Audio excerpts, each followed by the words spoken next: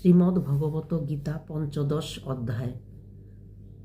অধ্যায় পুরুষোত্তম যোগ। ভগবান শ্রীকৃষ্ণ বললেন, আদি পুরুষ পরমেশ্বর হলেন মূল এবং ব্রহ্মা হলেন প্রধান শাখা।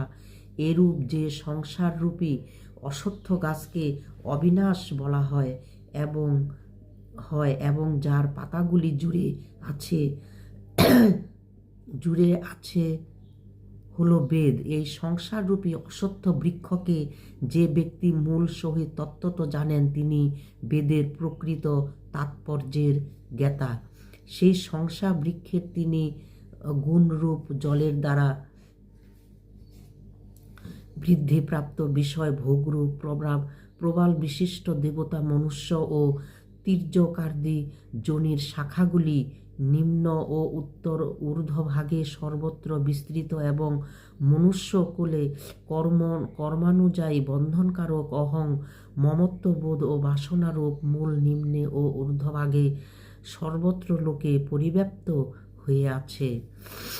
এই সংসার বৃক্ষের সম্বন্ধে যেমন বলা হয়, চিন্তা করলে তা উপলব্ধ হয় না, কারণ এটির আদিও নেই, অন্তও নেই এবং যথাযথ সেই নেই, স্থিতিও নেই।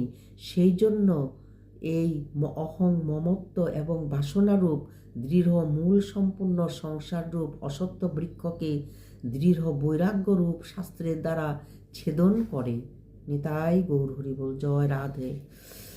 অতঃপর সর্বতোভাবে সেই পরম পদরূপ পরমেশ্বরের অন্বেষণ করা উচিত, যাকে প্রাপ্ত হলে জগতে আর ফিরে আসতে হয় না। গৌর হরি বল। এবং যে পরমেশ্বর থেকে এই অনাদি সংসারের প্রকৃতি বিস্তার লাভ করেছে, আমি সেই আদিপুরুষ নারায়ণের শরণাপন্ন এই রূপ দৃঢ় নিশ্চয় হয়ে সেই পরমেশ্বরের মনন ও নিধিধ্যাসন করতে হবে। যাদের মান এবং মোহ দূর হয়েছে, যারা আসক্তি জয় করেছেন, যাদের পরমাত্ম স্বরূপে নিত্য স্থিতি এবং যাদের কামনা সম্পূর্ণভাবে নিবৃত্ত হয়েছে, সেই সকল সুখ দুঃখ দ্বন্দ্বমুক্ত জ্ঞানী ব্যক্তি অবিনাশী পরমপদ লাভ করেন। যে পরম